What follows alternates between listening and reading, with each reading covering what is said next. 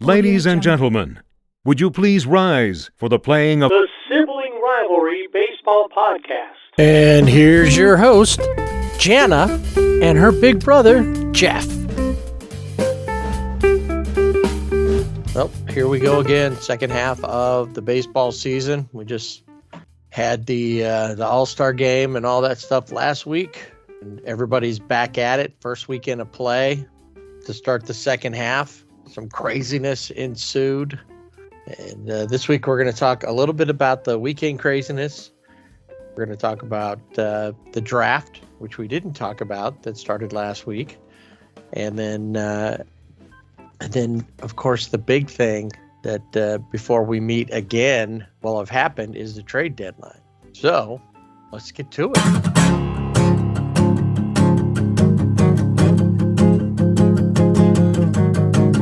We talked of last week about the All-Star game or the Yawn Star game, just how the game played. But what we didn't talk about was, as part of the All-Star weekend, was the draft, which saw a couple of unexpected things and quite a few Major League sons being drafted, especially in 1 and 2. But before we get to all that, make sure you grab yourself a Dr. Pepper or Diet Dr. Pepper, whatever works for you.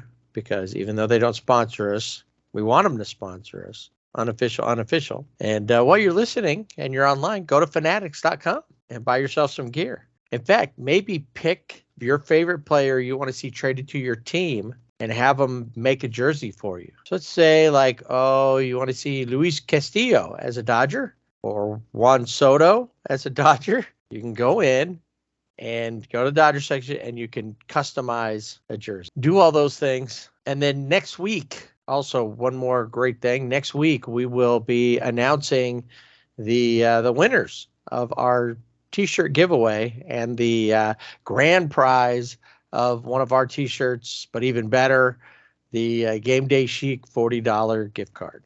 Thanks for participating if you did. And if you didn't, pay attention. Maybe one day we'll do another one. All right. So the draft. Thoughts, questions, suggestions? No, I don't know. I don't really have any thoughts. Maybe I just don't have thoughts today. It was cool to see. There's, like you said, there were quite a few sons of former major leaguers, and the very first one picked, Jackson Holliday, picked by the Orioles. From Stillwater, Oklahoma, was number 1 overall for Baltimore. So Matt Holliday, I'm sure, is very excited for his son. Yep, for sure. Maybe help him, tell him the road, give him the ins and outs of everything. Based on the fact that somebody tweeted when this kid was 3 years old that he was going to go number 1 in the draft, I think that, and the picture that I saw is him out by the batting cage with his dad. I'm kind of thinking he probably knows the ins and outs now. I would think so, but yeah.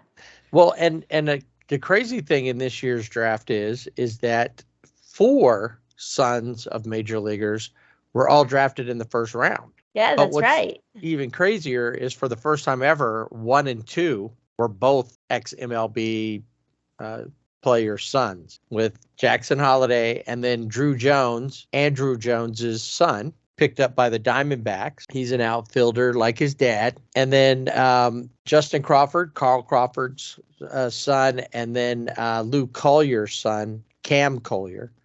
Now, him I didn't know as much. He played more in the late 90s. But there was that Mark McGuire's son, Mason, picked up by the Cubs, like the 8th round. And Jared Karros, Dodger announcer, Eric Karros's and former first baseman for the Dodgers, his son, also grabbed in the draft later, like 16th round. But the first 4 that we mentioned were all in the first round. That's never happened before. Yeah, and another guy that we had talked about that had been drafted, and then the Mets said, "Yeah, no, we don't think that this is going to be a good fit," was Kumar Rocker, who was also drafted in the first round to the Texas Rangers. Right, joining his old battery mate, Jack Leiter. Yeah.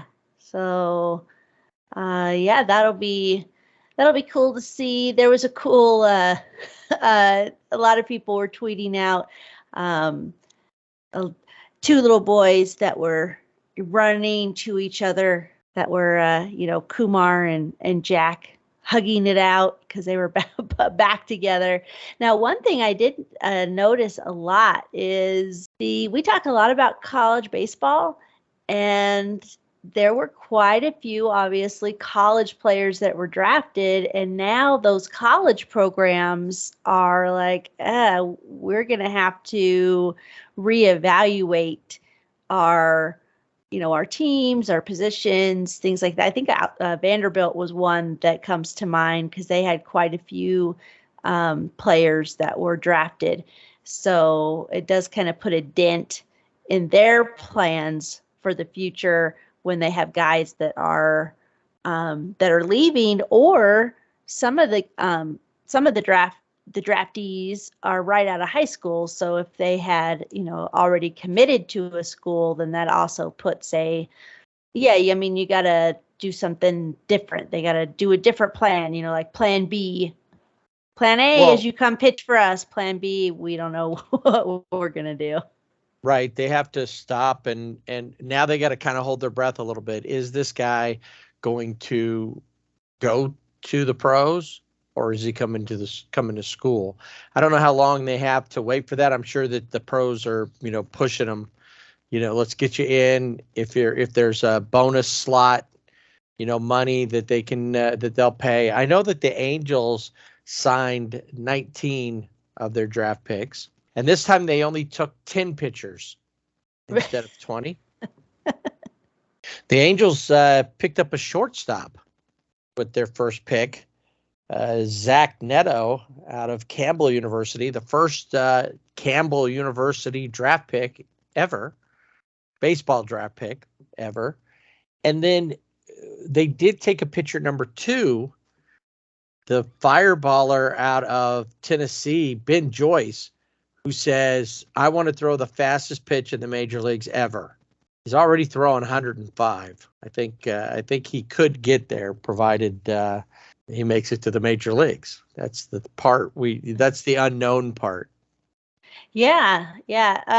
This one was interesting. Now, he was drafted in the 13th round. He was 377th overall, but he is a 7-foot pitcher named Jared Beck, and he is the tallest, and he was a Savannah Banana and helped them win the Coastal Plain League Championship last year. He's out of St. Leo University in Florida, but he is like one of the tallest players in Major League history. Can you imagine the 7-footer on the mound? And this is not the guy on the stilts, that was in the Savannah Bananas. This is just a guy who is 7 foot tall. Could you imagine if he had been on stilts as well? Yeah. Throwing. Yeah, I just give up. Like, okay, I take this. I'm going back to the dugout. Well, if you think about like Randy Johnson was like 6'10", and how imposing he was and how fast he threw.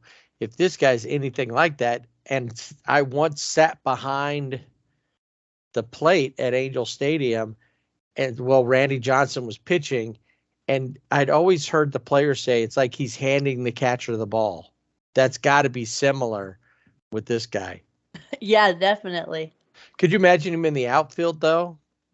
If he was back there, how many home runs he could steal? Yeah. That would be pretty incredible. Will he be converted to an outfield? No, he is a pitcher, but you never know. Yeah, there. I have seen that. We talked about the draft picks, but also have they already signed? Justin Crawford has signed with the Phillies, and he's getting a nice signing bonus. It's $3.8 million. So that's a nice chunk of change. especially when you hear guys who are playing now that have signed for, $1,500 or $5,000 just so they Right. can get I've in and been play. watching where it says this slot is worth this much money. And then I'm like, okay, did they sign for that above or below? And I've seen a lot of them, they sign for less than, and I'm not talking about like, oh, they signed, for $5,000 when the slot was worth $1 million or something. Usually they're somewhat close, but oh, that slot was worth 2 million and they signed for 1.3. Yeah. Yeah. And we talked about Jackson Holiday being the overall, the first overall selection of the 2022 draft. And he has reached an agreement with the Baltimore Orioles, and his bonus is just a little bit higher than the 8.18 million that was received by Drew Jones. The Dodgers picked up a catcher with their first pick. So I think they were going by who's the best available when they got there. They didn't have a first round pick. They picked in the beginning of the second round, and they picked Dalton Rushing out of Louisville as a catcher, and then picked up a shortstop. Actually, when you look at their first picks, it's not till number 9 before they pick a pitcher. And in that, they pick 4 shortstops, a second baseman, an outfielder, and they had a couple of catchers in their top 10 picks. Well, I think it goes back to when you having the Dodgers pick a catcher. It's probably not too surprising because, their top keeper Ruiz was traded in the Max Scherzer, Trey Turner deal last year. And then you do have Diego Cartaya, who is still in the minors. He was played in the Futures game, but don't know when he will be, coming up. So I think their catcher, those slots were kind of maybe running dry a little bit, and so maybe they went with the catcher route to get him back on track there. And then, like I said, the Angels went with 10 pitchers overall. I guess 11 maybe if you go that they picked up with their number 8 pick out of Kansas State, a guy named Dylan Phillips, who is a two-way player, maybe hoping to recreate some success that Shohei has had. We'll see how that works out. If you remember, Jared Walsh was a two-way player as well. And when was the last time you saw him on the mound? Been a while since he first came up. He pitched a couple times, but since then he's become, a pretty decent first baseman and a good hitter. So they've left it with that. So let's transition, since we're talking about two-way players and Shohei Ohtani, to the trade deadline. August 2nd is the trade deadline. We'll know next week things that happened that we can chat about who moved and what happened.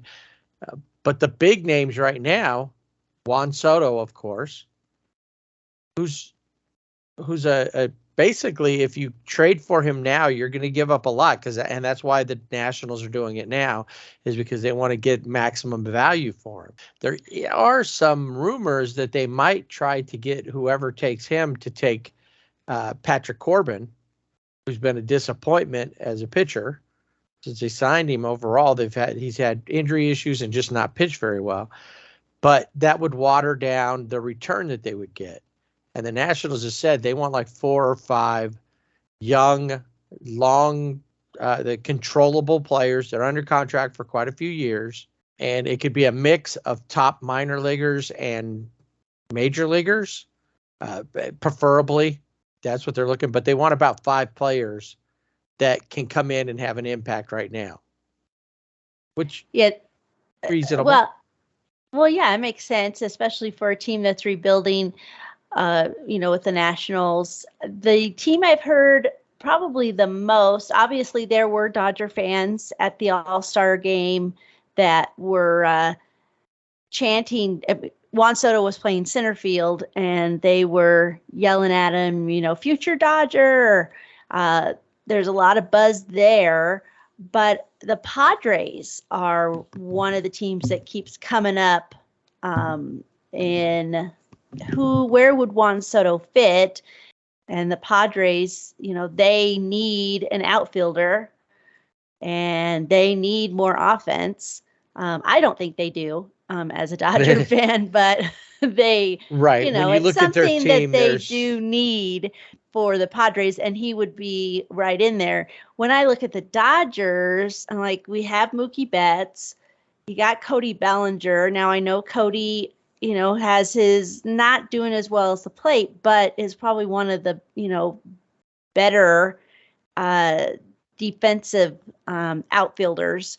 And then you have, Trace Thompson, who has become kind of a fixture out there in left field and who is doing really well. So I'm like, where would Juan Soto fit on a Dodger team? Now, Andrew Friedman has said these type of players don't come along very often. So you gotta, do your due diligence and, put it out there, see, put the feelers out. But yeah, I'm not sure where Juan Soto will end up.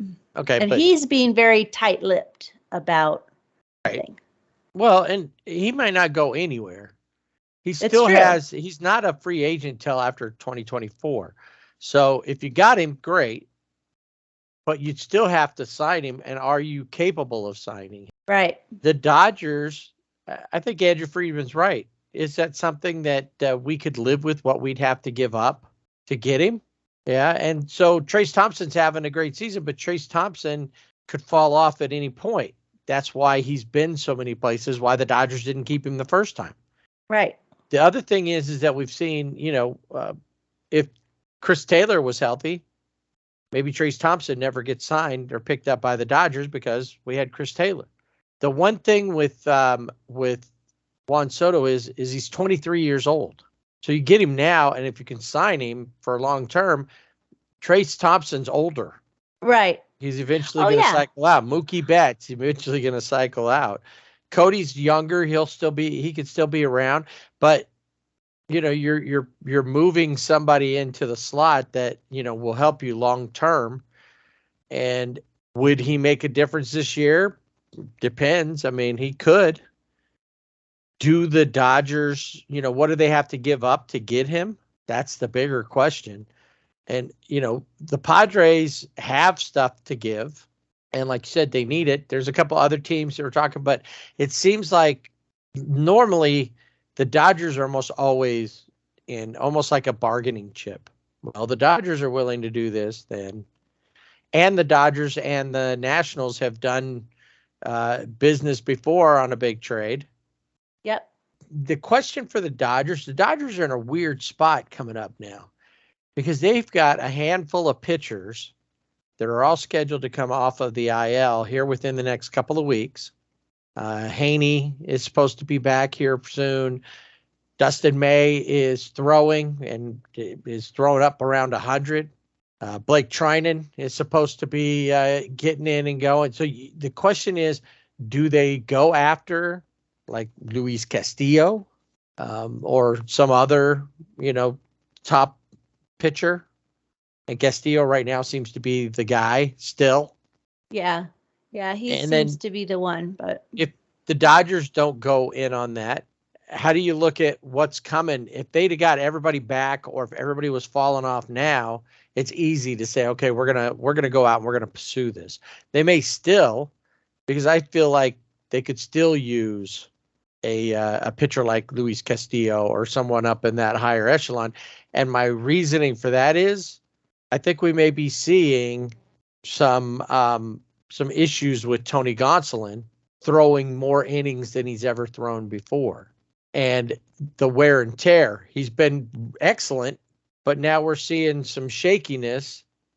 So you bring in somebody like Luis Castillo, and it takes some pressure off of Tony Gonsolin so that he doesn't feel like he's having to carry the load, which he was doing, for a while there.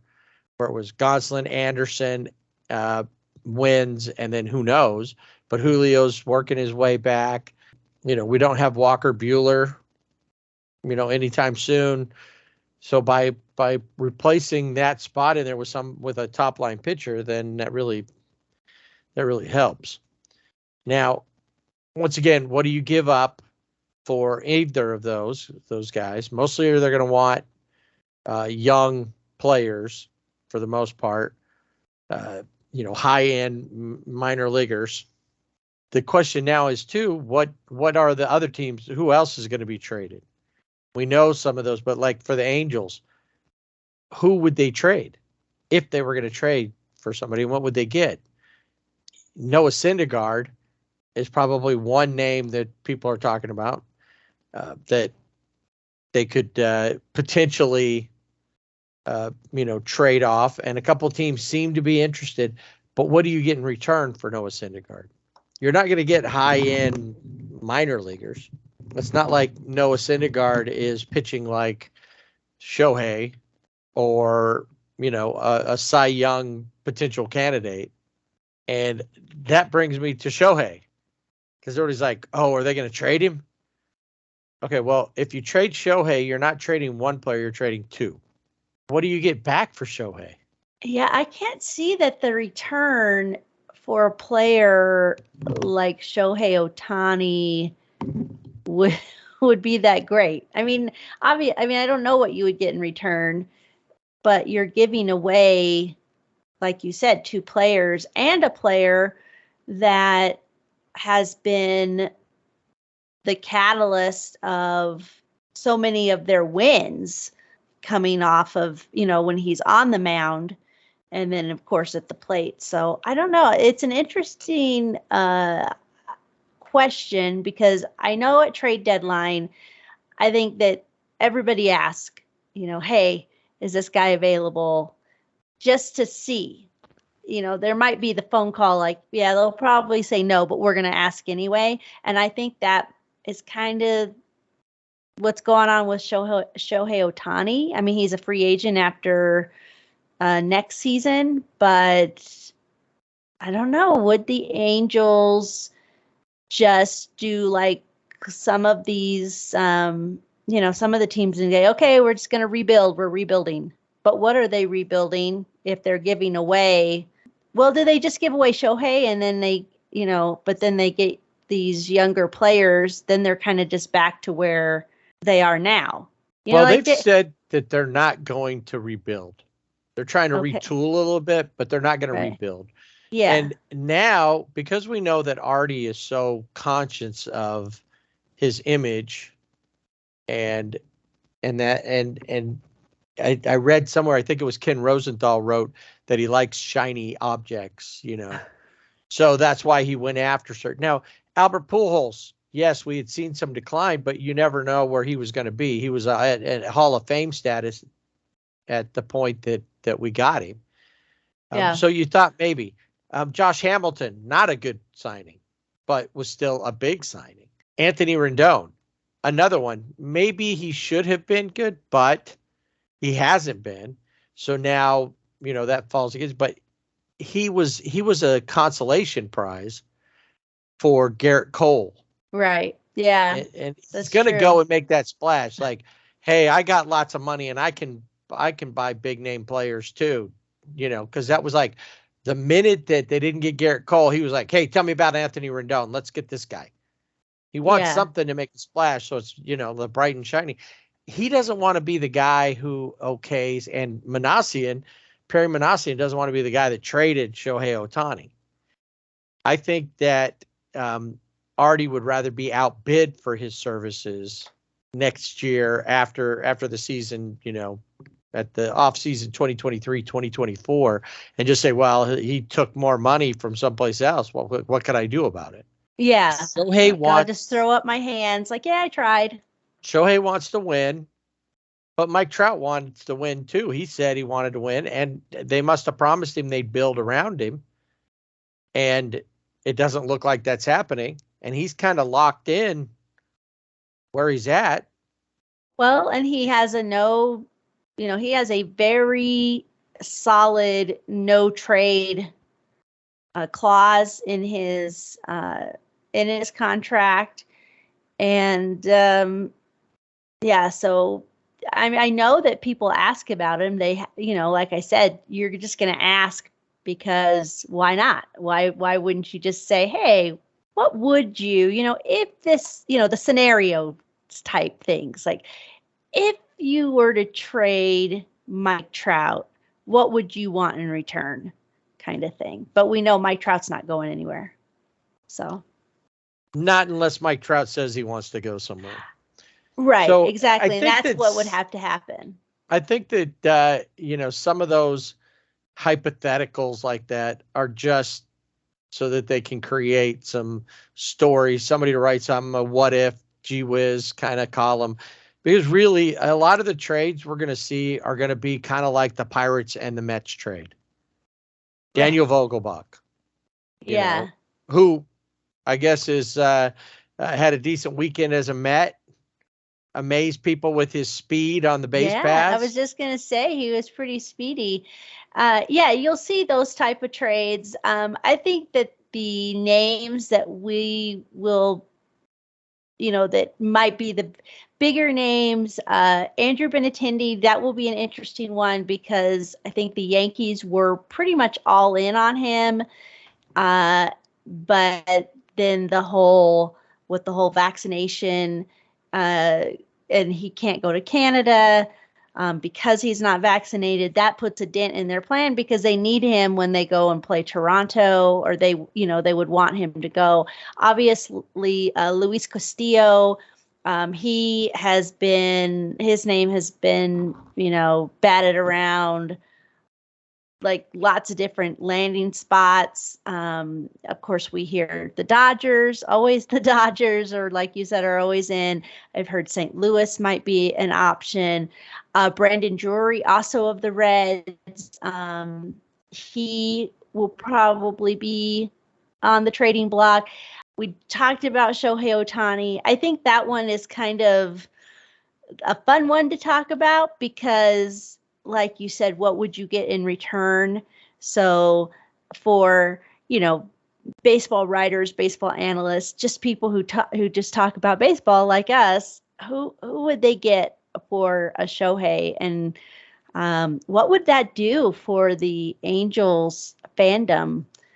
It would move a lot of people away. They'd all take their Shohei Ohtani shirts with his face all over it and go to the other team. And then another guy who was really great last year has been okay this year, has had his moments, is Daniel Bard, who is a reliever. So teams that are looking for relievers, Colorado probably will be up to trading him because he's in his final year of his contract. So,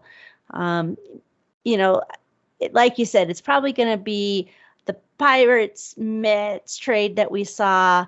The Mets didn't know that they were going to get a Daniel Vogelbach who takes him 8 seconds to get around the bases.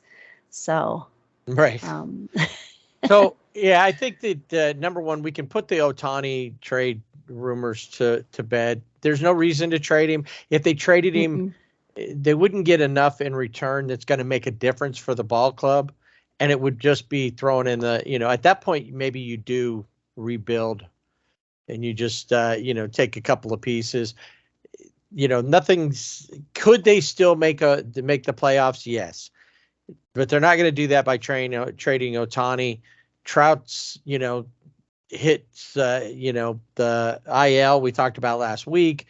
And, who knows what's happening there. So Fletcher's supposed to come back, so they've got a lot of things going there, but they've got people they could trade and maybe get some pieces back, but it depends on what they want to do. And I would still be trying to re-sign Shohei Ohtani. If he's willing to stay, give him the money. Well, and I think if he wants to stay, give him the money. And if you don't have Shohei, who's watching the Angels?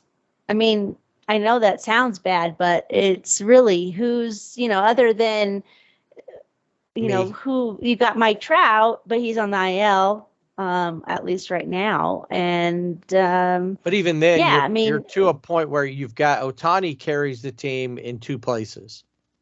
right. Mike Trout carries the team. He's an above average center fielder, and he's great offensively when he's on. He's had some stretches this year that we've talked about.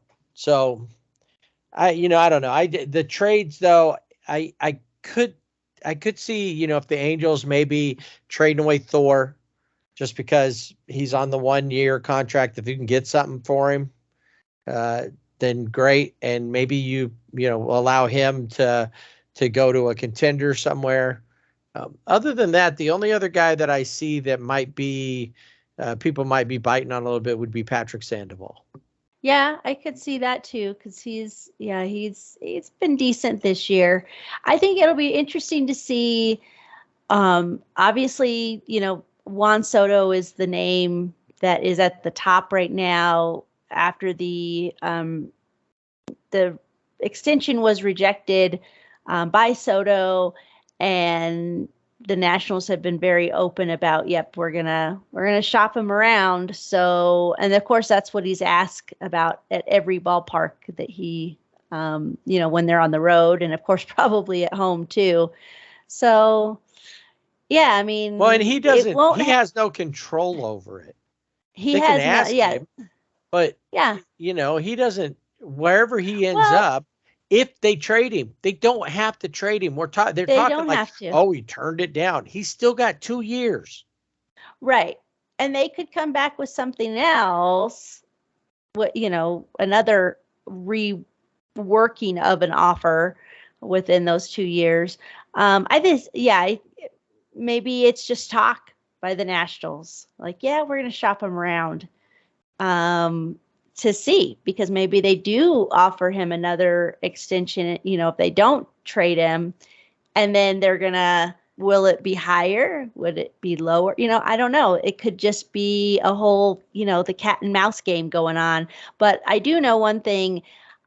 We will see, some, like you said, the smaller trades going on, but nothing big is going to happen until August 2nd. I don't think anything really big is going to happen until the offseason, because I don't think that people are gonna mess with their chemistry too much. The Padres, maybe they make a lot of sense for Juan Soto, but I don't see them doing any movement like that, because they don't have to. All they really got to worry about is that Juan Soto stays healthy and is something that they can get a big haul for, and who will do it. I think we'll see pitchers move, because pretty much everybody needs pitching. It's time for Dodger baseball. Lots of talk about the Dodgers being involved in Juan Soto's trade, but after this first weekend, after the All-Star break, I don't know that the Dodgers are thinking they need him. Sure, he would be nice, and the fans get crazy, but the Dodgers and the Giants met up for 4, and there was no Juan Soto there. The Dodgers didn't seem to need him. Would you agree? I would totally agree. The Dodgers took one of those brooms that was left by the Pirates when they came through Chavez Ravine, and they swept the Giants in that 4-game set, which was nice because the Dodgers had been swept in San Francisco earlier, and it was like, oh, really? You guys can play against all these other teams, but you can't beat the Giants. And now the Giants come in and the Dodgers sweep them. And some of the games, there were some big runs, and some of them was just like, small ball, a double here, triple, getting singles, just getting those runs in. Really good games overall, really great series that was befitting of the rivalry of the Dodgers and the Giants. So the Giants come in 13 games behind and leave 17 games behind the As Dodgers. it should be. Yes.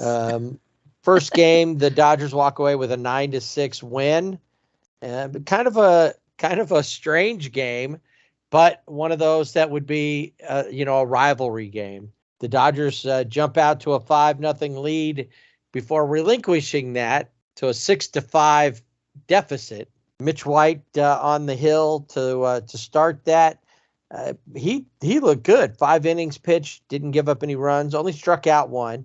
It was Skip and Vesia who couldn't plug the holes in the ship and took on a lot of water. They did. We've seen that lately with Skip. He comes in and sometimes he, is on. This time he was not. He gave up 3 runs, gave up a home run. Alex Vesia, who usually, is the mad dog on the mound, also gave up a home run. And it wasn't until, and even Evan Phillips gave up a run. Kimbrel, though, did not give up a run. So that was good. He got his 16th save. Mookie Betts in this game, he had a 3-run home run that put the Dodgers ahead. But the interesting thing for me is the Dodgers were up 5-0, 5-0 through 3 innings. And then Darren Ruff comes up, bases are loaded, and hits a grand slam. And not only it's like, he hit a grand slam. It was his first grand slam, which, wow. Yeah. This is a guy who's been playing. I think, did he play in Korea? He played in Japan for a little bit, and then he came back. You would think that he'd have at least 1 grand slam under his belt, but he didn't, and he hit it, the first one, in Dodger Stadium. And then, of course, the bases loaded, that tied the game, and then bases loaded. Evan Phillips had the bases loaded, and he gave up a walked in the run that made it 6-5, and then Dodgers tied it up, and then Mookie Betts had a 3-run home run, 9-6, and then he made an amazing diving catch for the final out. So it was a Mookie night at Chavez Ravine in that first game. We're talking about trade deadline. With the Giants falling so far out, I'm sure that teams are calling about Carlos Rodon, who started the game for the Giants. And I wonder if they're going to put themselves in a position to be sellers, because they really do need. They have like one of the oldest lineups. It's really starting to affect them. With Brandon Belt and Brandon Crawford, they're both older guys. Evan Longoria, they don't have a lot of youth there. And trading off some of these pieces as they start to fade hard. And it doesn't look like they're going to come back up from this anytime soon, especially with the way the Dodgers are playing. And the Padres have the potential they've got a solid team overall. They've got a good core. Once they get Fernando Tatis Jr. back, when he gets done hanging out with Cody at some minor league stadium eating DQ, they will be a force to be reckoned with. Maybe. So, second game in this one, Tyler Anderson on the hill, 6 innings pitched, gave up 4 hits, 1 run, and struck out 6. And Cody did his Darren Ruff impersonation. Yeah, I was just gonna say, they hit a grand slam, Dodgers hit a grand slam, courtesy of Cody Bellinger. And he broke it open. It was a 1-1 game, and going into the 8th inning, and a classic Cody Bellinger swing, and crowd goes wild for the grand slam. And like in game 1, where Freddie and Mookie had home runs, they also were both 2 hits on the night. Forgot to mention Trace Thompson in game 1 with a triple that his brother, Klay Thompson of the world champion, NBA champion, Golden State Warriors, tweeted after his brother hit a triple, us Thompson boys like threes, since Clay hits a lot of 3-pointers. So that was kind of a fun moment. Clay at the stadium cheering on his brother, jumping up and down, having a good time. Yeah, that's always fun to see, especially with Thompson family. We know their dad, Michael Thompson, basketball. Showtime Lakers. Michael Thompson. He was a number 1 draft pick in the NBA. Yeah, so very, well known in the basketball circles, obviously his brother, and then you have Trace that's playing baseball. So, but they're all behind it. They show up and you see them. So that second game, like you said, it was all about that grand slam Cody Bellinger hit. Going into the third game, Julio Urias is on the mound. He pitches 6 innings, gives up 2 hits, but no runs, has 5 strikeouts. Mookie and Trey have back-to-back home runs. Freddie Freeman came in later, and he hit a home run. And Gavin Lux had a triple in that game. Wait, don't you mean future Washington, D.C. national Gavin Lux? I don't know. I don't think so.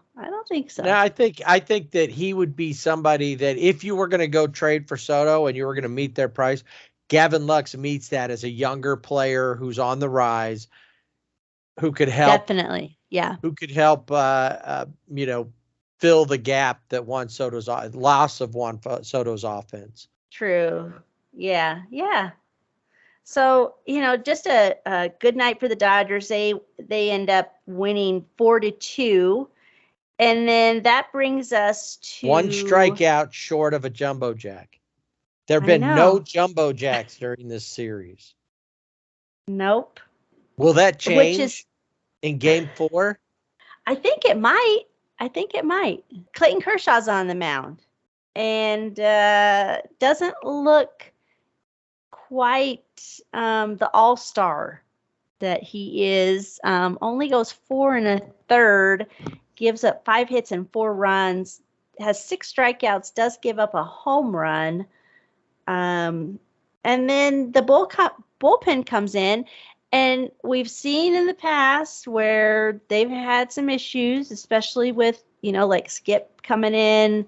He's kind of like, okay, where's he going to be today? Even Vesia, you just are not sure. But Almonte, Bickford, Phillips, Vesia, and then Kimbrel all come in and shut it down. And it does look like that the LA area did get jumbo jacks. Kershaw had 6 strikeouts. There was 2. That's 8, 9. Yeah, I think they got the jumbo jacks for the LA fans. Finally. Yeah. I mean, usually a few times Clayton has done that on his own. His last outing, he did that on his own. He fed the LA area. They just had to purchase a drink, but they got the jumbo jack. In this game, it was Gavin Lux, Jake Lamb, and Trace Thompson who had 6 of the 12 Dodger hits. So they were the driving force behind this win. And everybody in the starting lineup, except for Cody, had a hit. That's it. Yeah, Cody had a walk, but that was that was it. Everybody else had a hit. Darren Ruff had another home run. And then Mercedes, you're mean Mercedes, who we talked about last season because with the White Sox, he went on a tear and was like 10 for 10 or something like that. Had 10 hits crazy numbers. Yeah. Couple of doubles in this one, 2 for 3. And I believe it was in this game that the ball girl fielded one of his hits. Yeah, she thought it was foul. And it was not. And so he got a ground rule double. Right. So he earned one of his doubles. The other one was a gift. Yes. Send her a thank you card. And then some flowers. Right. Something. And then Alex Cobb, former Angel on the hill for the Giants in that game. And he goes 5 2/3, gives up 8 hits and 4 runs. I do have a question about the Giants. You have their manager, Gabe Kapler, and he has, we've talked about his look. He's got the glasses. But then I noticed that his bench coaches, the other coaches, all kind of follow his look. They all have, glasses, and they're all, like they all work out together, I guess. Like, is that a requirement? Uniformity. For Gabe Kapler that they. I want you all to be junior Gabe Kaplers. Yeah. I don't care if you're older than me. I want you all to fall along with me. There was a couple of times, he didn't look happy at all throughout the series, which is fine. But there were a few times where he was just standing on the stairs that go into, would go back into the clubhouse, just kind of hiding back there, which like, I can't do this anymore. Maybe he wasn't having a good hair day. It's probably, I think that might have been it, but he had a hat on. So yeah, but how does it flip out from underneath of his hat? That was an issue. I don't know. He's just an interesting guy. But yeah, I noticed that about. Oh, also one thing that came up when in the second game, there was some accusations of possible sign stealing by the Giants. Right, the first base coach, right? Yeah, they were kind of positioning him. The Dodgers dugout notice, like, why is he there? They're kind of positioned him in an awkward. Now, Tyler Anderson, he said he didn't really notice, but of course he's paying attention to the batters. But it was the dugout. It's like, hey, you get back in your box. You get back in your spot. What are you doing? So all right, that was an interesting twist. It was a little gamesmanship, as Doc Roberts said. Yeah. So the Dodgers move forward with their season, still firmly in first place in the NL West. We've been talking about Juan Soto, and who's going to show up? Juan Soto and the Nationals in the park. So there'll probably be more of that. Hey, Juan, I got an apartment for you to rent. Here's I'm going to get my Juan Soto jersey right away. Fans want those kind of players like that. And the Dodgers are a good place for them to show up because Juan Soto's a young guy. LA is not a bad place to be necessarily. We'll see. And his, one of his best friends is there at shortstop, Trey Turner. Right. And if the Dodgers did get Juan Soto, would that push it? We don't know. They're always tight-lipped about extensions. And that's who I really want them to extend is Trey Turner. I don't want him to go into free agency. I really want the Dodgers to extend him. So could that be, like, hey, your BFF's coming. Let's get this deal done. I don't know. It could be. You never know. That would be, things like that play out, or would that stop them from extending him because they're going to have to pay Juan Soto? Right. So that's there's always the flip of the coin. Like, we really want this, but this could happen. Yeah. Yeah. So the Nationals are in for 3, and then the Dodgers hit the road. Right. To Colorado, not one of their favorite places to play. They have 4 games there, so maybe by the last one they'll be ready to. That'll be the Sunday game, so we'll see if they're ready. How it works out won't be as bad as it was last time when they went in after coming from Atlanta, landing at like 3:00 in the morning, finally getting to the hotel by 5 or 6 in the morning.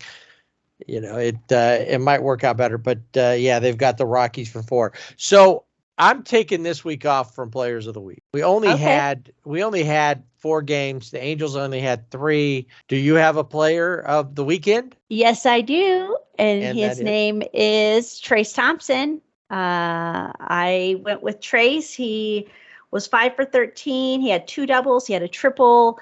Walked 3 times, had 4 RBIs, hit 385 over the series with the Giants, and had some good, defensive plays too in there. Johnny on the spot when he needed to be, but at the plate, getting hits to help the Dodgers win. So Trace Thompson is my player of the week. The Angels found their way to Atlanta to take on the Braves, their first post All-Star Week matchup. I'm sure the folks in Atlanta were pretty excited about the fact that Shohei would be on the mound for Game 1. I know that there were a lot of tweets about the Braves and the Angels making a trade, which included Jesus Christ for Ohtani. Yeah, that was a great tweet. And the comments afterwards were just, after a millennia, his swing is probably not what it used to be. But mostly it was like you undervalue his hitting. Imagine trying to answer prayers and hit a curveball. It was fun. So Shohei goes out onto the mound and for the most part looks really good. And then Dansby Swanson and honestly, you had to figure at some point it was going to happen. He's had really great outings. He struck out 11 in this game, but then it kind of fell apart. Dansby Swanson had a great at bat, and then they just started hitting. Yeah, the floodgate kind of opened, and Shohei gave up 6 hits, 6 runs, 2 home runs. So kind of the 11 strikeouts, very Ohtani-like. The 6 runs and the 2 home runs, not Ohtani-like. So no, Charlie was Morton hoping that he was going to have, they would go into Atlanta and Ohtani's on the mound and that would be it. The Braves couldn't handle it, but at the beginning they couldn't. That's true. It was a while before. He made a couple of pitches that just didn't do what they normally do, and that opened up the floodgates. It doesn't matter. Honestly, as I was watching it, I expected that Shohei was going to pitch to a certain point, look good, and then the bullpen would probably give it away. The offense didn't help. Jonathan Villar hit a home run. That was the only run. And then by Sunday, Jonathan Villar is no longer part of the Angels as he's released. Magneuris Sierra from AAA comes up to take his spot. They just figured now's the time. He hasn't done much. He wasn't great offensively.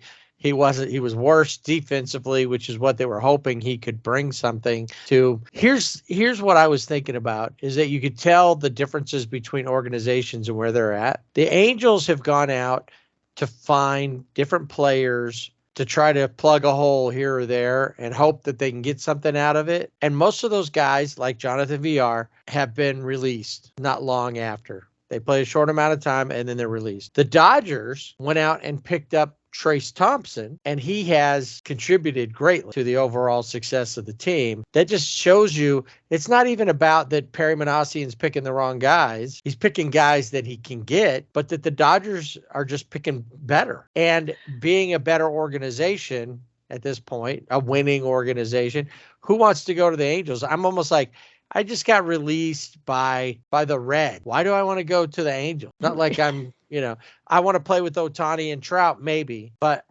yeah, just hang out. Yeah, I'd really like to, hang out in the clubhouse, dug out with them, but that's about it. That's it. So Charlie Morton on the mound, home runs by Matt Olson, Marcel Osuna, and Orlando Arcia. That drives them to an 8-1 win. Game 2, Shohei did have a home run in that one. Went 2 for 4. Line drive type home run. It was like I thought it was going to drop at the wall, and it actually went. And even Matt Vasgersian and Mark Kubica were like, "Oh, that got out." They were surprised by it. Surprised everybody. Like, here, that got out. They still drop 7-2. Jared Walsh 3 for 4, 2 doubles. I almost said Matt Walsh because I'm coming off of. I think AMC, had Christmas in July so that Santa's elves would be able to watch the movie Elf because when they play it, they're all working. They don't get that chance.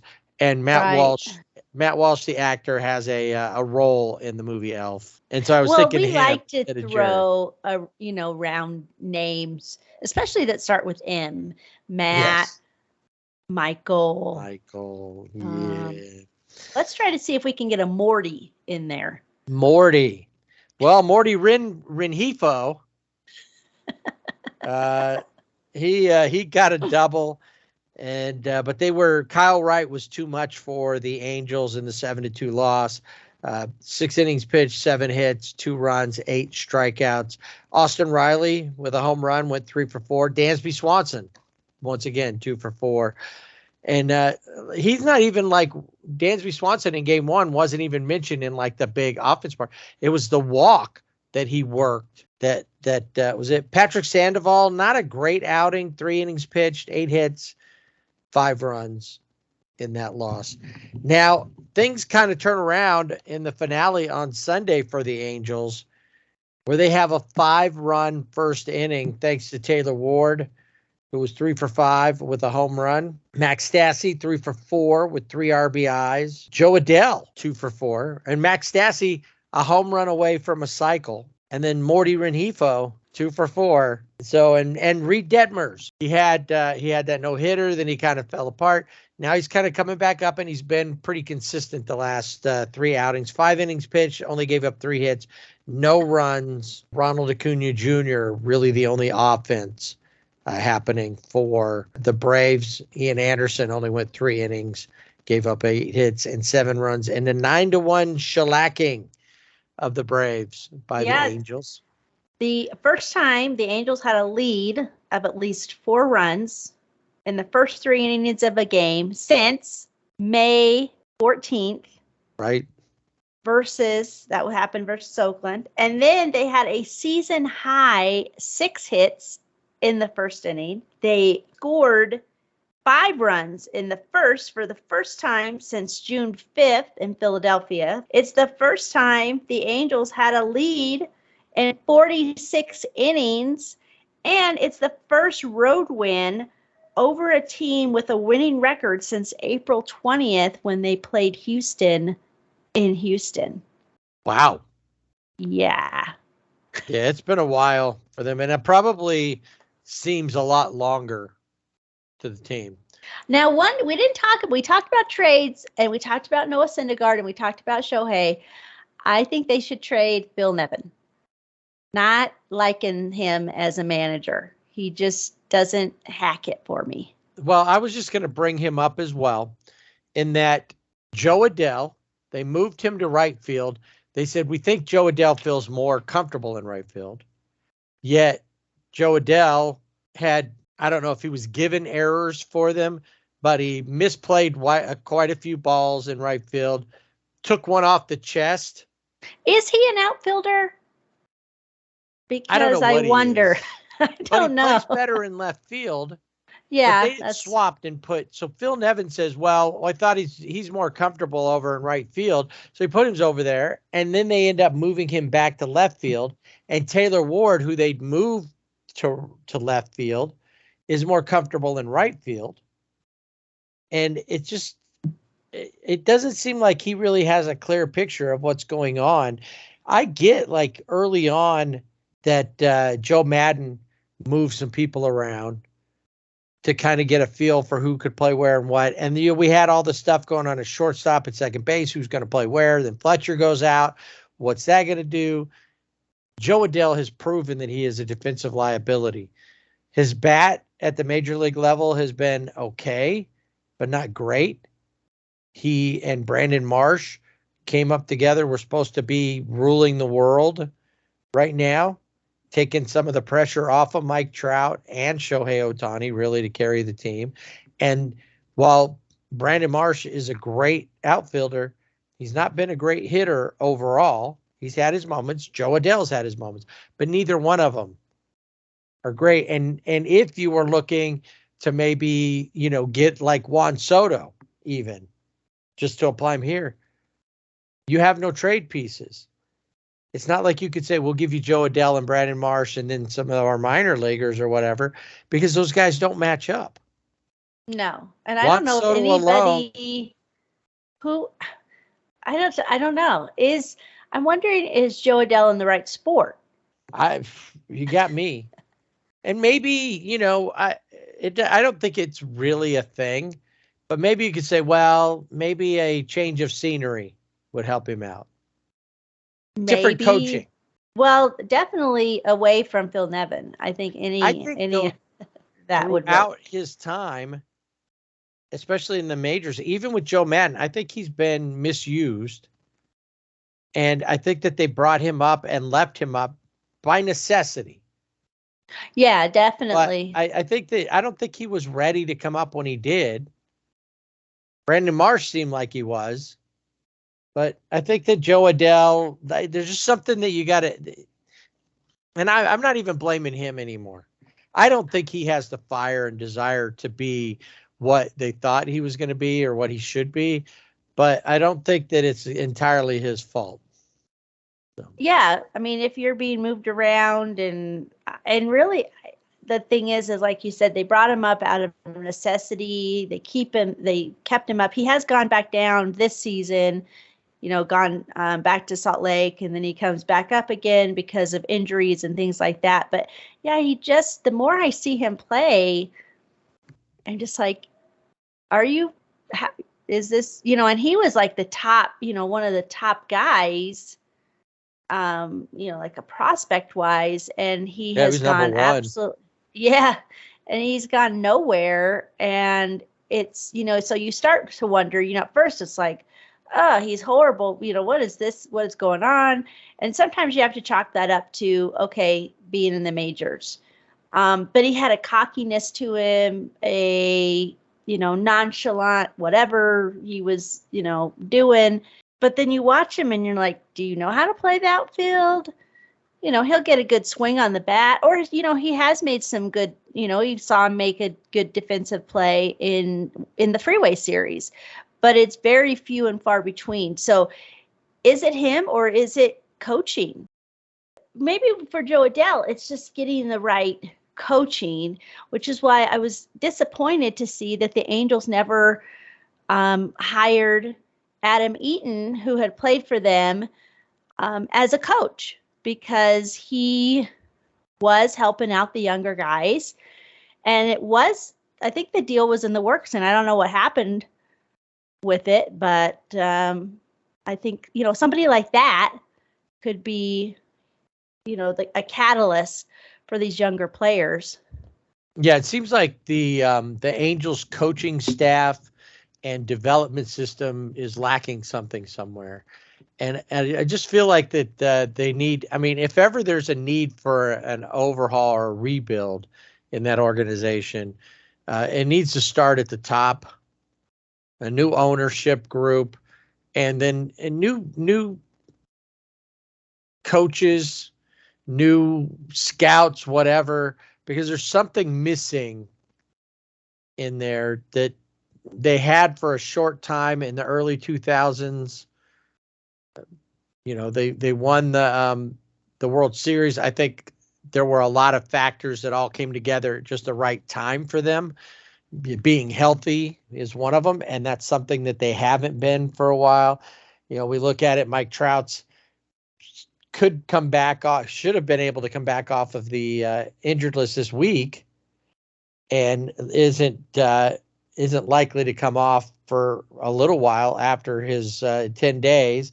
A couple pitchers coming back maybe in July. I know that, Matt Duffy, who really hasn't been all that great either. He's had his flashes, but he might be back sometime in August. Michael Lorenzen, Jimmy Herget, who both had good, until they got hurt. That's when you started seeing them fall apart. But even with those guys back, there's still not really any offense to speak of, except for Luis Rengifo. Jared Walsh has been inconsistent. Shohei's been overall pretty decent. When Mike Trout's on a tear, nobody's better. But there's just a whole bunch of pieces missing, and I don't see that they're going to move on to, you might as well just leave Phil Nevin in place and wait for the off season to find and do a proper search who's available, and does someone like Joe Girardi fit there? Or Charlie Montoya. or Charlie Montoya. I don't know. I think this team needs more than Mr. Nice Guy. Yeah, no, I was thinking the same thing. Phil Nevin can be fiery. He got thrown out of the game after Shohei hit the home run the other day. Yeah. About something that was unrelated to Shohei's home run. And it's just like, why are you arguing that now? Why didn't you argue that before? I think it was about Austin Riley's home run time frame and a check swing and that they didn't call that he went around, but they didn't call it. And I don't know. I think that could Phil Nevin be a good major league manager? Maybe. No. You know? Okay. I say no. I don't know. I almost want Perry Manias. He is the one who fired Joe Madden. I mean, he said, yes, I'm the one. And I think that he needs to go back on his hands and knees to Joe Madden and say, please come back. Now, Joe Madden probably will not come back, but I think that Joe Madden was doing things, trying to get, the guys amped up, trying to turn a corner. And Phil Nevin is just like, yeah, okay, Toxic positivity. I'd rather a strikeout than a double play. Okay, duh, but. And then, and there's sometimes, we've heard Dave Roberts talk about this. There's sometimes where a manager will get thrown out of a game to get their team riled up. Doesn't happen very often, but every once in a while. And sometimes it works and sometimes it doesn't. And Phil Nevin, it was just like, oh, I was asleep and I heard about Austin Riley's, check swing. Oh, and I know he hit a home run. And I know that that's not, we can't do anything about it, but I'm going to argue with you anyway. I'm on a game delay. Yeah. And that I just now got to that part in the game. That's right. My phone, I had to watch it on my phone. And it was buffering. It was I don't have very good data here at Truist Park or Field or Stadium or whatever it is. Yeah, whichever one it is. All right. So we agree that Phil Nevin is part of the problem. And the Angels have a lot of problems without a lot of solutions. And making trades at the deadline, I don't think the trades that they can make are going to make any difference. But you never know. See really. I mean, they might do something, but I don't think at this point it's not going to. They don't, but that's why I said they might. But even if they did, it's not going to make a difference. Right. But imagine if they'd have continued to play like they did in May when they were the best team in baseball. I know. They would have been looking and probably trying to be in on like Luis Castillo or some of the other pitchers to fortify that. And guys might have wanted to go there because the Angels were looking like the best team in baseball. So now the Angels head to Kansas City, the city of fountains, to take on a team that they couldn't beat when they came to Angel Stadium. And the Kansas City Royals are, they're both at the bottom of their divisions, really, or pretty close. The only thing that keeps the Angels from being there is that the Oakland A's are just that much worse. And they don't have Shohei or Mike Trout or that on their team. And it looks like they might be, shopping some guys around too. So we'll see about that. They're potentially going to fall further than they are now because at least record-wise, they're already at the bottom. Yeah. And then they'll come home for 4 with the Texas Rangers, who have been playing a lot better. They're in 3rd place, which they had been in 2nd for a little bit. The only thing they had to fight with is that the Mariners went on a major run and rolled off 14 in a row. They're still behind them and Texas. Houston. But if they continue to play, they're coming together. They got some big parts. If you could get Marcus Semien to kind of match up with what Corey Seager's been doing, then There's a lot of potential with the Rangers. So we're going to do that. Any players of the week for you for the Angels? I looked at some players of the week. It was tough, as it has been over the last few weeks with the Angels. So if I was going to give a player of the week, I would have given it to Taylor Ward, but only because he hit a home run and started the whole, that win in Sunday's game. So, yeah, you know what? I'll just give it to him. Taylor Ward is my player of the week. Why not? That's fair. 3 for 5 with the home run in that game. The definitely the spark that they needed for the 9-1 win.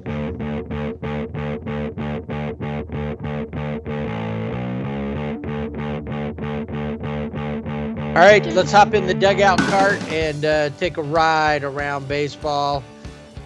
Interesting weekend. As we said, we got a couple things we'll talk about there. The Major League Baseball even had a player of the week for the weekend. We'll get to that. Yeah, they did. We'll talk about the Hall of Fame induction. We got some new players in the Hall of Fame. And just a note that I noticed about some of the members of the 2023 potential class that honestly, I don't really see anybody going in next year. But me either. We'll talk about that in a minute.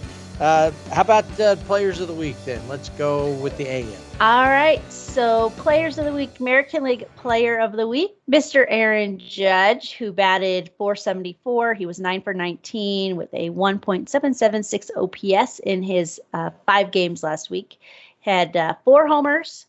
He is up to 37, and he is on pace if he continues to hit 62 home runs this season. So we'll see if that happens. He did most of his damage during the weekend series in Baltimore. He had 8 hits, 5 for extra bases, and 8 RBIs. And then our National League Player of the Week is Paul Goldschmidt. He had 4 home runs, 7 RBIs, and an MLB best 1.885 OPS in the 3 games that St. Louis played in Cincinnati. He batted .462, and he continues to lead the National League in all of the slash categories. So he is just on fire and well on his way to be, just pencil him in now. Pencil, maybe Sharpie. If he continues, he's going to be MVP. Yeah, for sure. Yeah, good weekends for both of those guys, all-stars both, and definitely 2 MVP candidates right there for their respective leagues. All right, let's talk about the Hall of Fame. We had one voted in. It was his turn, as far as like one first-time candidate off of the regular players. Not one of the committees didn't vote him in, and that was David Ortiz, a Red Big Sox legend. Started with the Twins. Didn't even get a lot of playing time with the Twins. Wasn't until he went to the Red Sox that he really took off. But long career, and the only player voted in this year, and which saw Barry Bonds, Roger Clemens fall off, and a few other players that nobody. Kurt Schilling, these are guys that have all the controversy around him. David Ortiz had some controversy around him too, but somehow rose above it and worked around it, and is now a Hall of Famer. Now, from the special committees, there were a couple of others that made it in. Gil Hodges, one that should have been in a long, long time ago, like 50 years ago. Yeah, he was a player. He was a manager. I mean, he was an 8-time All-Star in his 18-year playing career. He was first baseman for the Dodgers and the Mets. He won 3 Gold Gloves. He led the Dodgers to 7 National League pennants, 2 World Series titles. When he retired in 1963, his 370 career home runs were 3rd most for a right-handed hitter. And then when he retired, he continued in baseball and was the manager of the Miracle Mets in 1969. He was Nolan Ryan's first big league manager. Yeah, I mean, this was a big, long overdue. Unfortunately, he had a heart attack in 1972. He was only 47, but his daughter, Irene, was able to give the induction speech, and really important and a special day for the Hodges family and just for baseball fans, especially Dodger fans. His number is retired at Dodger Stadium. That happened this year. So, yeah, that was good to see. And then another one that was long overdue was Negro League legend and all-around really cool guy, Buck O'Neil.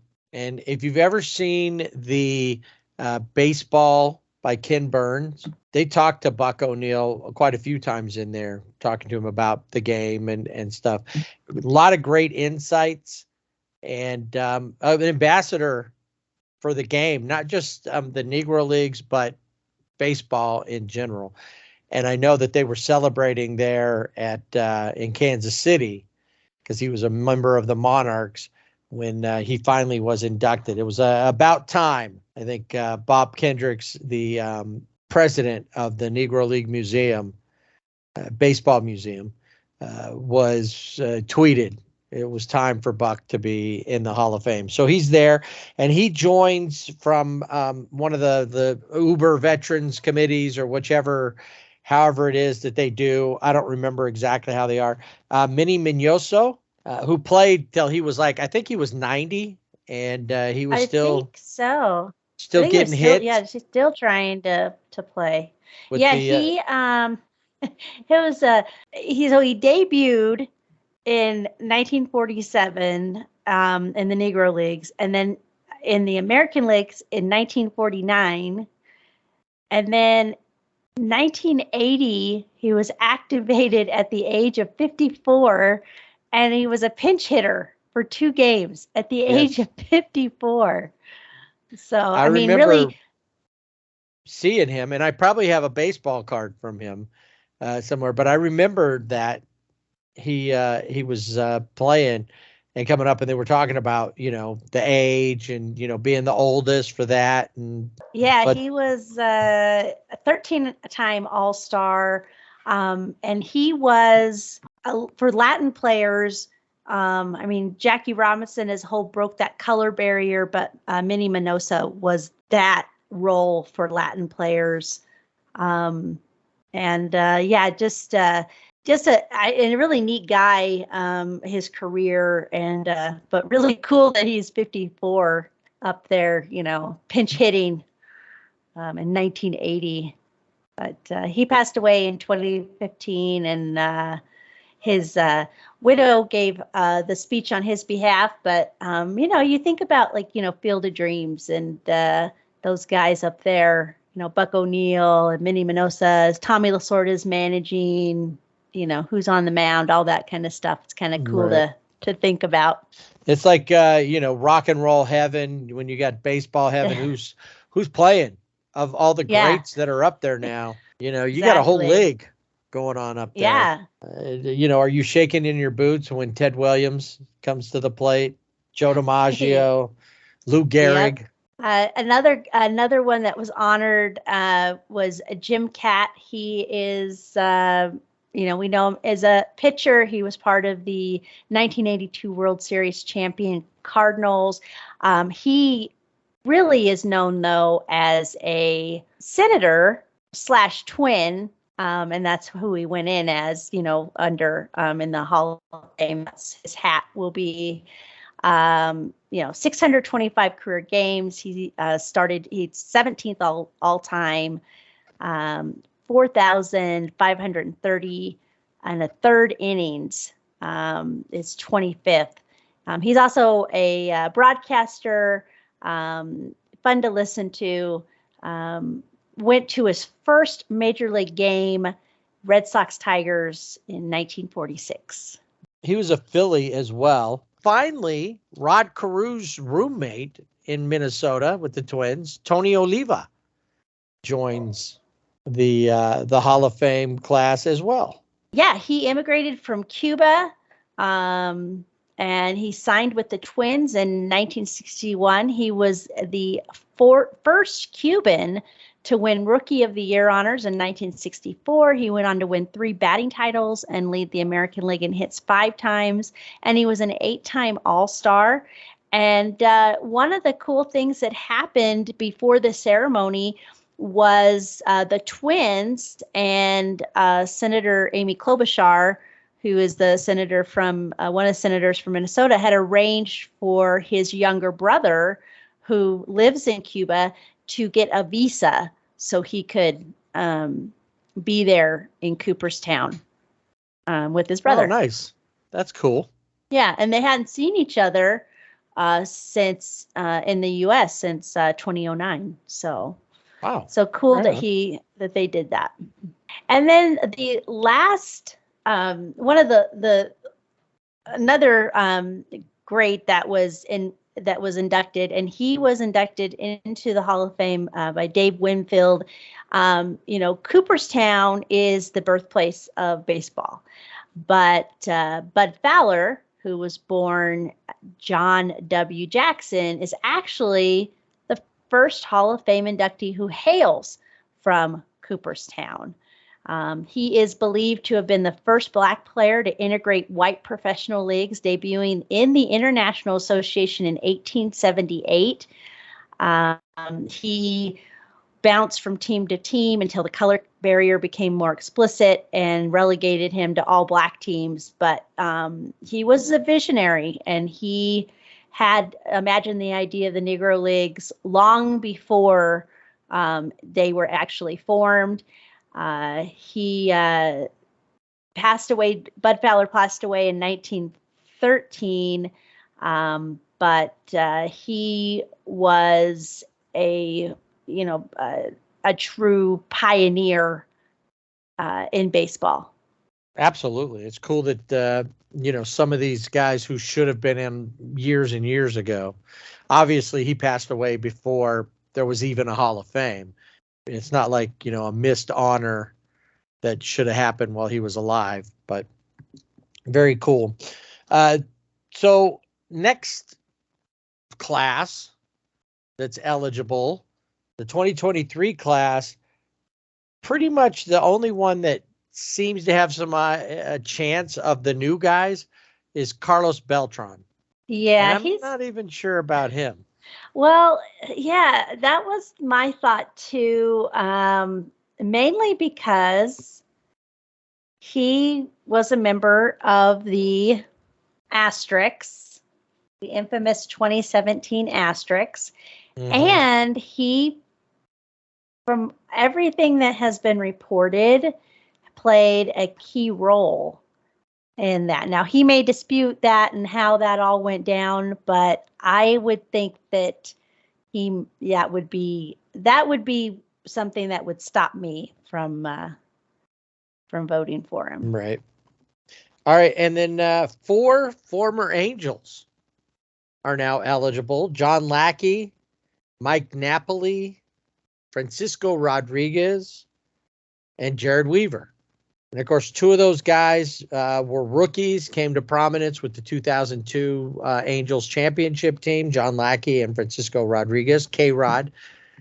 But their overall, and John Lackey went on to win 2 more World Series, one with the Red Sox and one with the Cubs. But he's not like some kind of, he had a solid career. He lasted a while, but he's not a Hall of Famer. Yeah, a lot of these guys, I mean, Andre Ethier, who played, 12 seasons, all with the Dodgers. I mean, if you're Dodger fans, Andre. But Hall of Famer, yeah, no. No, and then another former Dodger, more known as a National, Jason Worth, is also in there. There's a few others, but Beltran, Matt Cain, those 2 guys, that's the ones you're talking about, mostly Carlos Beltran, looking to see if maybe some players that were, making their way up the list from the past might make it in this season or this time. We'll see. I hate that. I like it when if they don't pick anybody because there wasn't anybody that just seemed overly deserving or was when Albert Pujols hits the ballot, he should be a first timer. There should be no question about it. But there's other players like we just talked about. All these guys, as long as they've retired, then 5 years, and then they're eligible to be on the ballot. Not all of them are Hall of Fame worthy. They had decent enough careers, but not good enough to be in the Hall of Fame.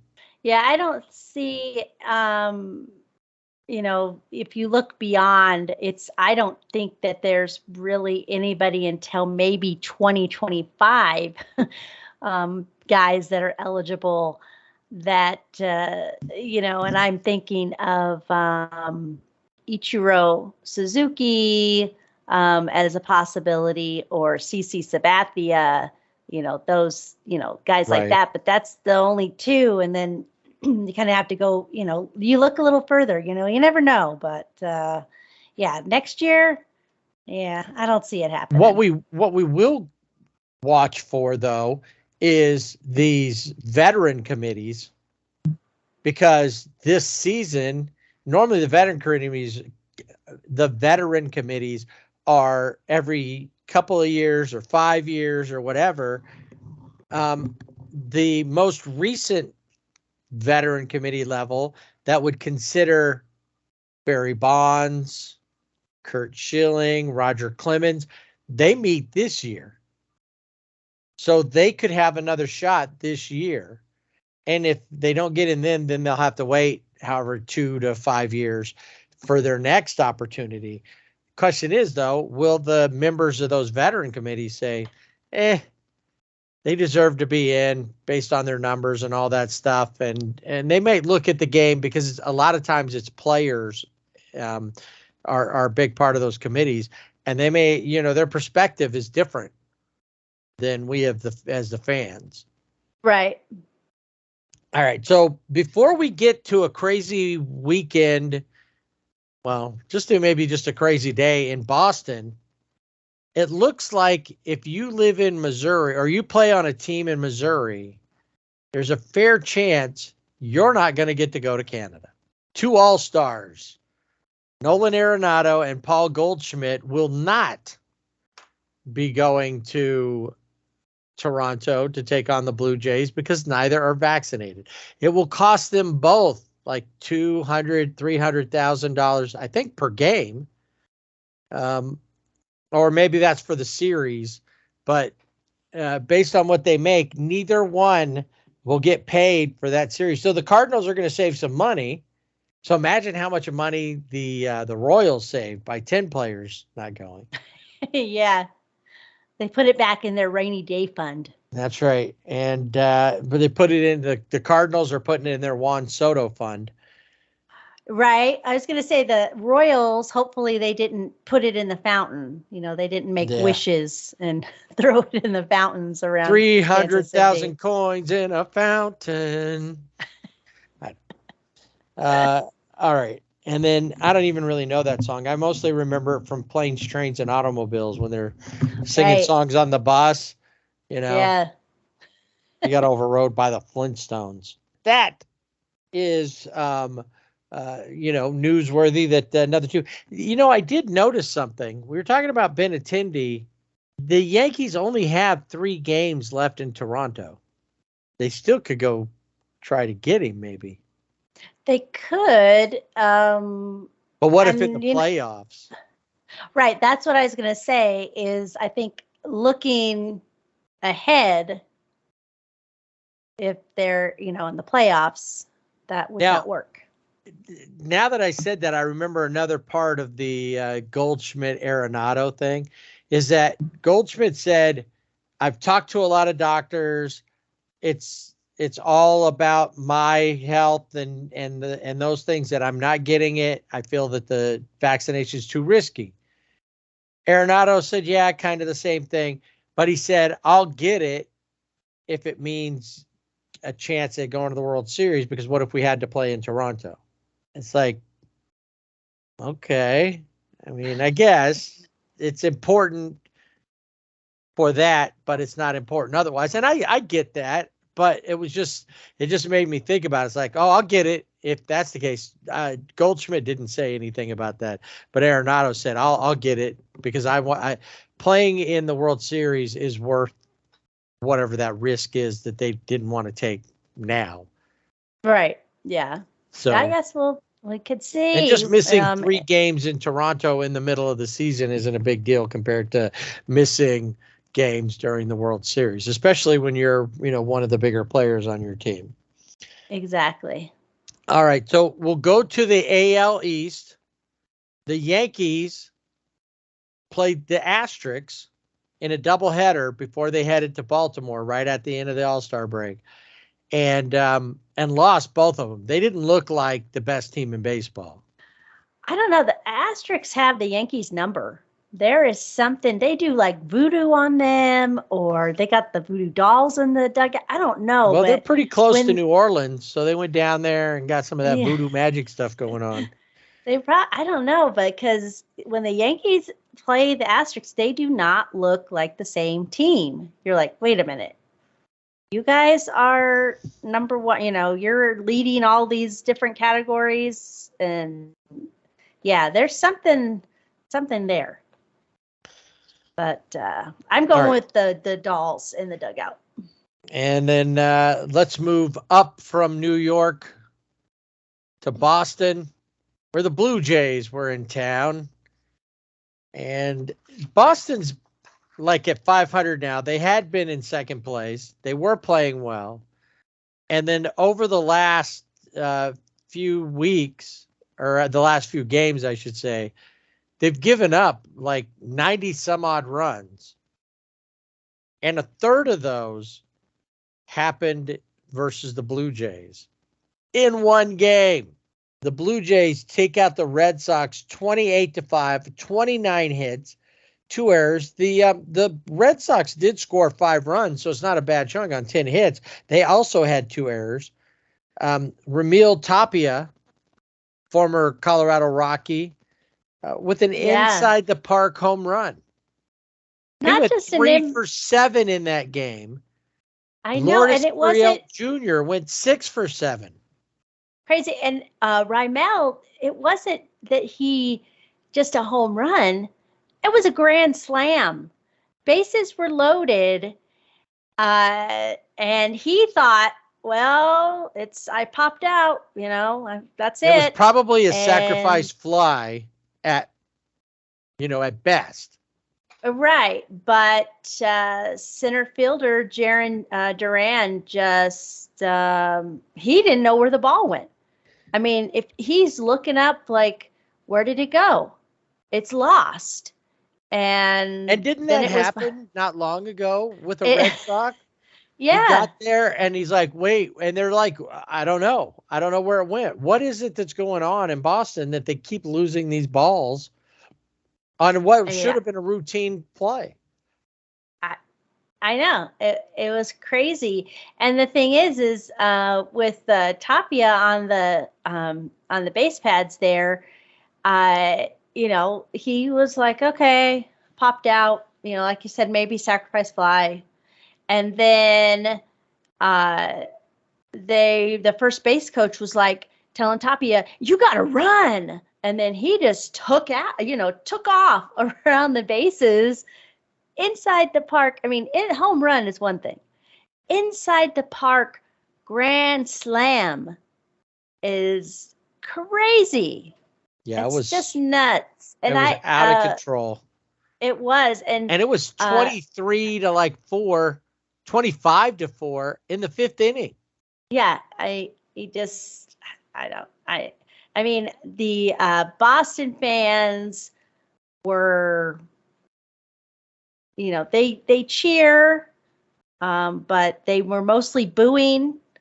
And the only time I think they cheered was when they played Sweet Caroline, which is, a Neil Diamond classic, always played at Fenway. And then I think there was a marriage proposal And she said yes, and they were excited about that, and that was it. That was the extent. You know what? Of On their that day, excitement. it would have been more appropriate had she said no. Right. Exactly. You know, it was the Modern League record for the most runs in a game is 30, which was set by the Texas Rangers when they played the Baltimore Orioles in 2007. It's almost 15 years ago.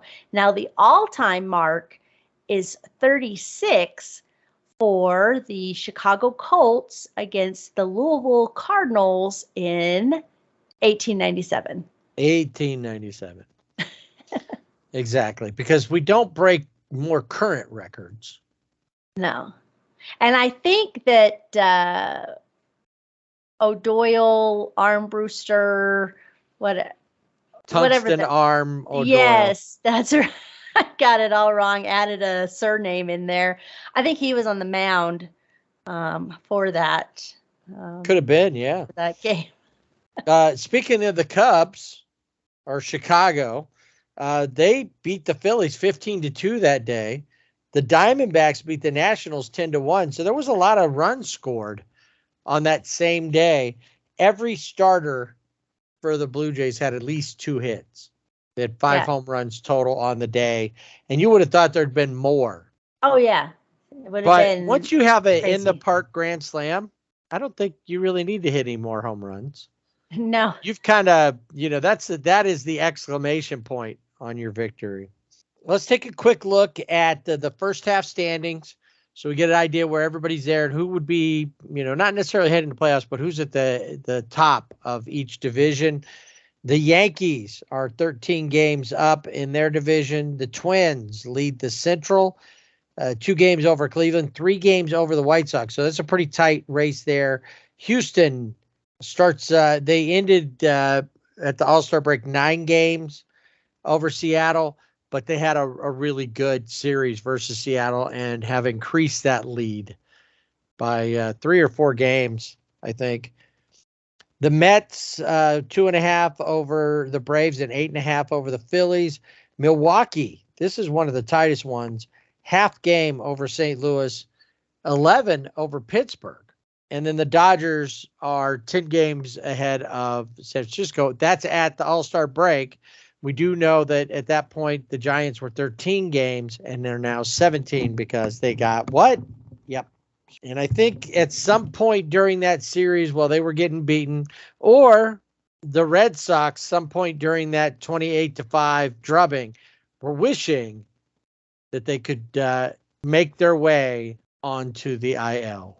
I have a new one this week. Debuting my new Wheel of IL song to the tune of Jailhouse Now.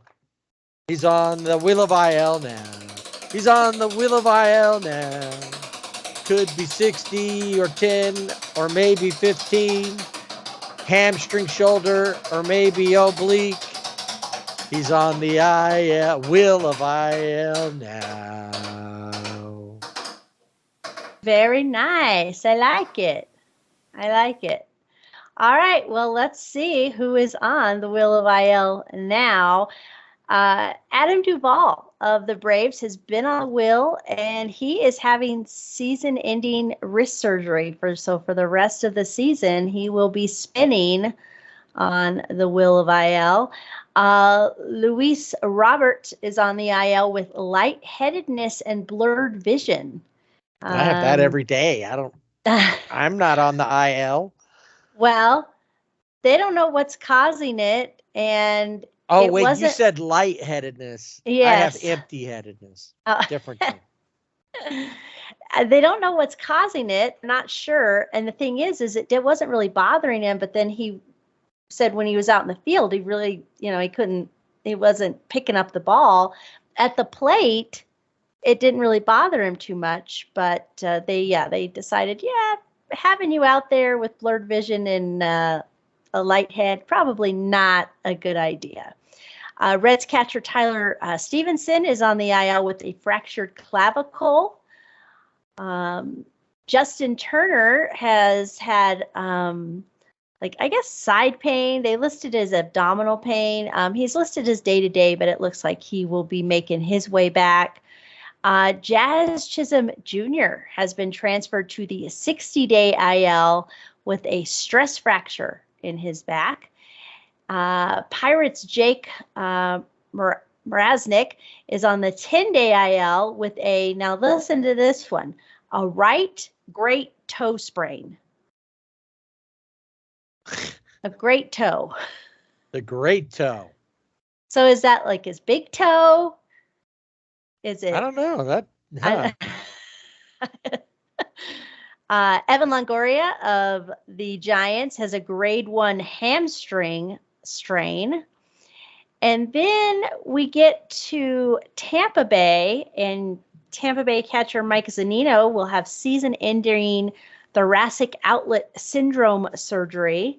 And if you're wondering what thoracic outlet syndrome is, it is a group of disorders that occur when blood vessels or nerves in the space between your collarbone and your first rib, which is called the thoracic outlet, are compressed. And this can cause shoulder and neck pain and numbness in your fingers. So Mike Zunino is having season-ending surgery. I think Steven Strasburg, he also had this surgery, I think it was last season. So you see it more and more. So I thought I would give a definition if you ever wondered what thoracic outlet syndrome surgery is. That's what it is. Kevin Kiermaier of Tampa Bay will have hip labrum surgery, and he'll miss the rest of the season. And Wander Franco, who keeps hundreds of thousands of dollars of jewelry in his Rolls Royce in a $60 safe, had successful surgery on his wrist, and he is expected to miss 5 to 8 weeks. Yankees reliever Michael King has a fracture in his elbow on his throwing arm, so he will miss the rest of the season. And that is it for those who are on the wheel of IL. Wander Franco had $650,000 worth of jewelry in his car. And apparently it was in a $60 safe. Oh, and they were able to crack it. Really? What I wonder though is did somebody know that he had that in there? Because you wouldn't just randomly. I mean, I could see he's got, a nice car. Somebody tries to break in, whether to steal it or they're looking through to see what kind of valuables are, and they come across this little safe thing, and they're able to bust it open. But I'm sure they weren't thinking there's $650,000 worth of jewelry in there.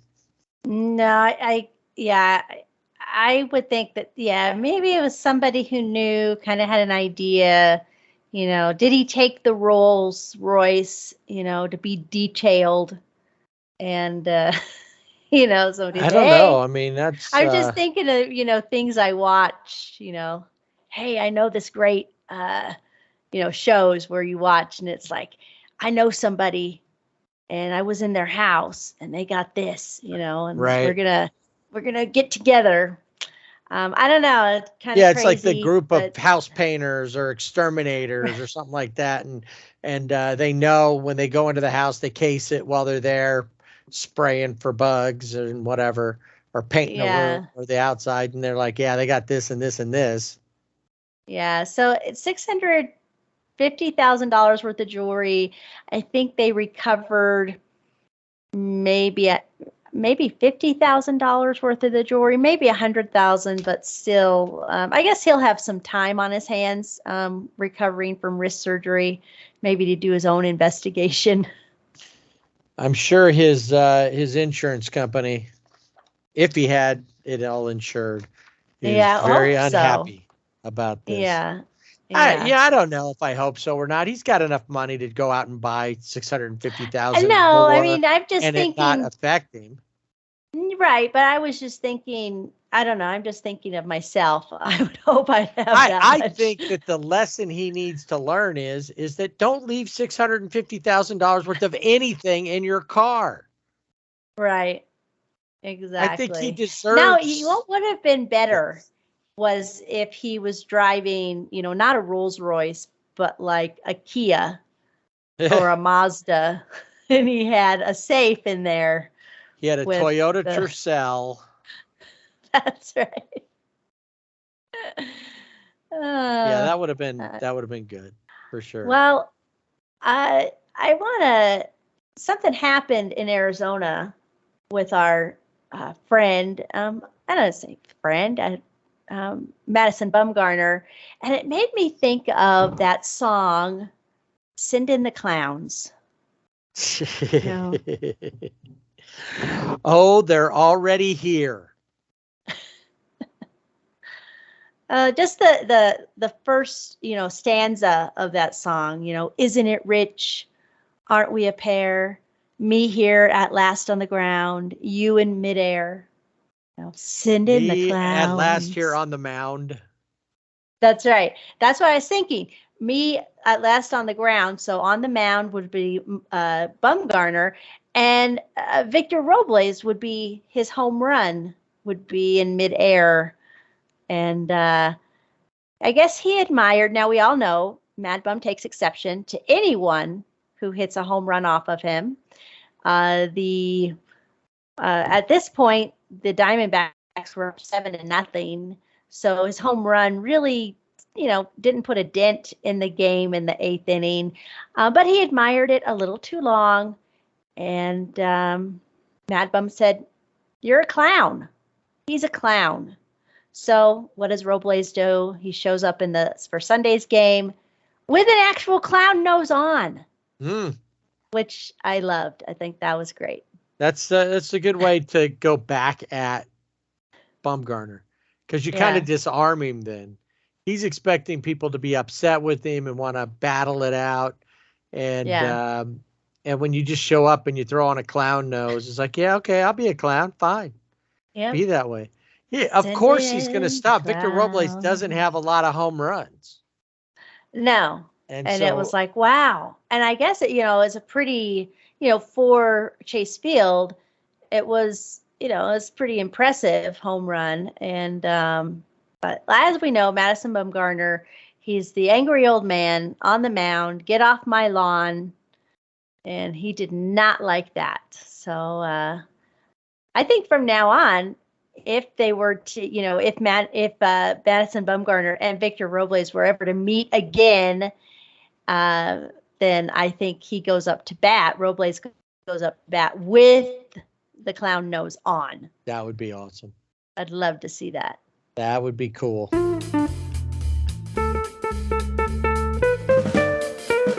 All right, time to put the tarp on the field and head out for this edition of the Sibling Rivalry Baseball Podcast. Thanks for tuning in and hanging out with us. Remember, you can find us on Twitter at Sibling Rivalry BB without the A. And on Instagram and Facebook at Sibling Rivalry BB with the A. And on our website at siblingrivalrybb.com. Remember to check out Fanatics links on our website where you can go get your favorite gear, not only from baseball, but from any sport. Click on there. It'll take you to wherever, and then you can just navigate your way to. And you help out the podcast along the way with your purchases there. And then make sure you stop in and check out Game Day Chic on Instagram at Game Day Chic. At the Game Day Chic. Oh, at the Game Day Chic. Okay. That's right. They've got my favorite baseball shirts, but they've got football, softball. They got it all. And check them out. Their website to see all of the things that they have available at GameDayChic.com. And then next week, we will let you know who the winners of our T-shirt giveaway on Instagram were. By all means, please follow us on Instagram, Twitter, Facebook. Check all that out. Subscribe and rate our podcast. We'd love to hear from you and see what you think about what we've been doing. 80 some odd episodes in.